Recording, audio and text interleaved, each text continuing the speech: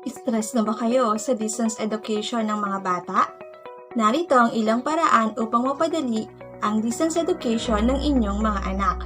Panoorin ang video ko para malaman mo ang mga ito. Keep on watching to learn something.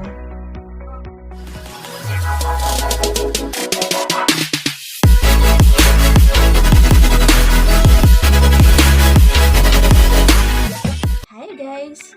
Welcome back to my channel. If you haven't subscribed yet, please consider to subscribe, and you can also hit the notification bell for an update sa mga latest kong video. Thank you! Marami na po akong naririnig ng mga magulang na nagsasabing sila ay nahihirapan sa distance education ng kanilang mga anak. Even nga po yung mga celebrity ay nahihirapang mag-adjust sa ganitong sistema ng edukasyon. Kaya, narito po ang ilang paraan na maaaring makatulong upang mapadali ang distance education o learning from home ng inyong mga anak. Ang videong ito ay bahagi pa rin ng parent orientation kung saan tinutulungan natin ang mga magulang na makacope up dito sa bagong sistema ng edukasyon. Tara, simulan na natin!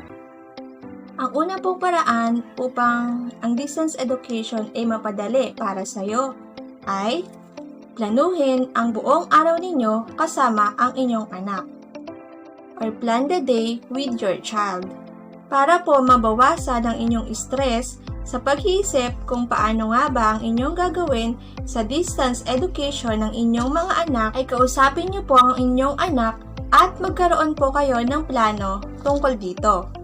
Make a brainstorming together. Sabi nga po, 2 heads are better than 1. Tanungin niyo po sila kung ano ba yung mga plano nilang gawin sa kanilang distance education. Saan ba sila magiging komportable?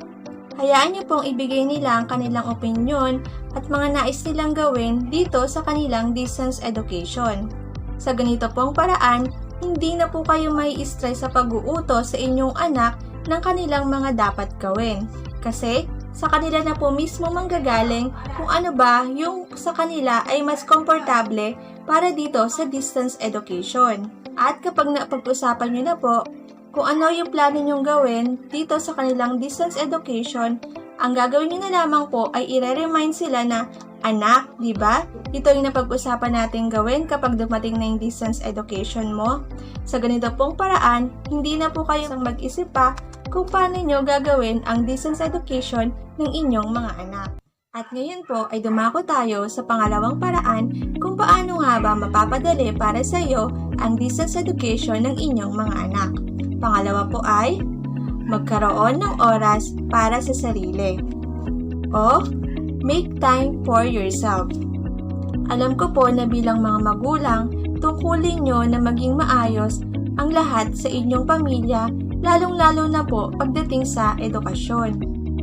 Subalit, mas makakabuti pa rin po na intentionally ay bigyan ninyo ng oras ang inyong sarili. Some kind of pampering and relaxation to refresh your mind and your body. Sa dami po ng inyong ginagawa, mas makakabuti po na magkaroon po kayo ng quiet time para sa inyong sarili.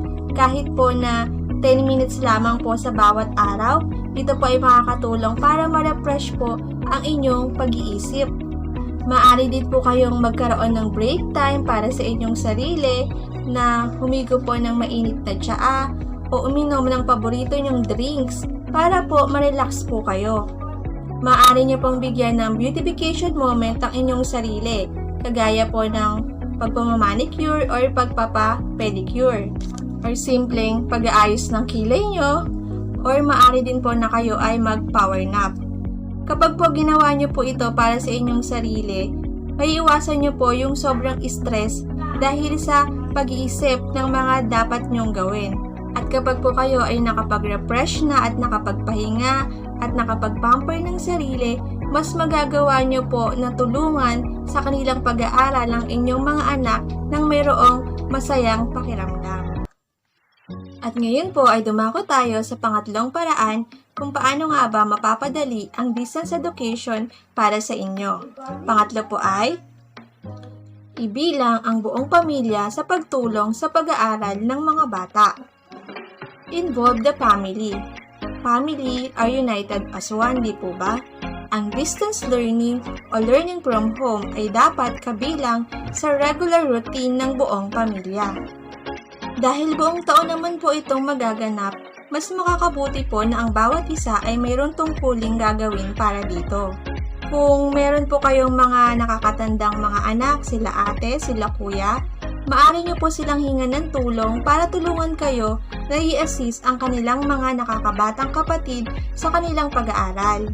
Maaari po kayong magkaroon ng family meeting para kausapin ang bawat isa sa kung ano bang tungkulin ang pwede nilang iambag o gawin para sa distance learning ng mga bata na miyembro ng pamilya. Sa ganito pong paraan, hindi nyo po dala-dala ang lahat ng burden sa pag-aasikaso, sa pagtuturo at paghahanda ng inyong anak sa kanilang pag-aaral sa inyong mga tahanan. Nagiging mas malapit pa po ang buong pamilya dahil sa inyong ginagawang pagtutulungan. Ngayon po ay dumako na tayo sa pang-apat na paraan kung paano nga ba mapapadali para sa inyo ang distance education ng inyong mga anak. Pang-apat po ay gumamit ng mga free resources or use free resources. Although po may mga modules at lesson na ibibigay yung mga teacher ng mga bata para kanilang pag-aralan, still maaari pa rin po kayong gumamit ng mga free educational resources online kung sa tingin ninyo ay may kinalaman ito sa lesson ng inyong mga anak. Ako po kasi ginagawa ko po ito. Yung mga lesson po ng mga tutor ko, humahanap po ako ng mga related activities sa internet na may kinalaman dun sa lesson namin. And then, iyon po yung ipapagawa ko po sa kanila. Sa ganito pong paraan, natutulungan po ako ng mga pre-educational resources or pre-educational materials na maituro sa mga bata yung kanilang mga lesson.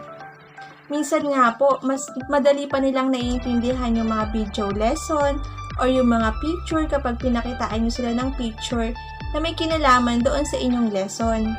Basta lamang po, tiyakin nyo po na yung educational materials or instructional materials na makukuha nyo sa internet o sa ibang mga libro ay may kinalaman doon sa particular topic na nakalagay doon sa kanilang module or sa kanilang lesson para po hindi mapalayo ng matututunan yung mga bata.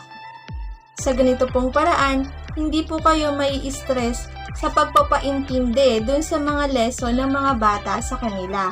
Kasi matutulungan po kayo ng mga pre-educational materials na makukuha ninyo ng libre sa online. At ngayon po, ay dumako tayo sa panglimang paraan kung paano nga ba mapapadali para sa inyo ang distance education ng inyong mga anak. Panglima po ay maging flexible. Lahat po ng bagay na bago ay mahirap para sa atin. At kapag po hindi natin ito nagawa ng tama, natural lamang po yung reaksyon na tayo ay madismaya. Kaya dapat po ay matutunan natin kung paano maging flexible dito sa distance learning o distance education ng inyong mga anak. I-facilitate po ninyo ang learning schedule ng inyong mga anak. Subalit, kapag hindi po nasunod yung schedule nyo base sa inyong plano, maging flexible po tayo na gumawa ng ibang paraan para matuto ang inyong mga anak.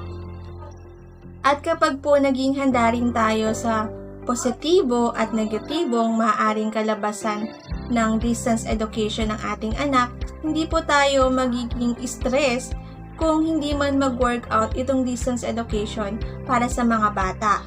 Naging flexible po tayo na tanggapin kung ano yung magiging resulta ng kanilang pag-aaral. Lagi niyo pong tandaan mga mami na iba-iba ng paraan ng pagkatuto ang mga bata. Maging supportive lamang po tayo sa kanila at lagi nating palakasin ang kanilang loob. Huwag na po natin silang idamay sa stress natin mga mami. Kasi baka maapektuhan pa rin yung pag-aaral nila. Kaya po, ang video ito ay aking ginawa para po maiwasan ng stress sa pag-a-assist ng distance learning ng inyong mga anak. Nawa po ay meron kayong natutunan sa ating video sa araw na to. Kung meron po kayong mga tanong, i-comment nyo lang po sa baba para mapag-usapan natin sa susunod ko pang mga video. At iyon po ang ating video sa araw na to. Kung inyo pong nagustuhan at nakatulong sa inyo, please hit like. Muli po ay inaanyayahan ko kayo na mag-subscribe sa aking channel. Maraming salamat po sa inyong panonood. God bless us all. Bye-bye!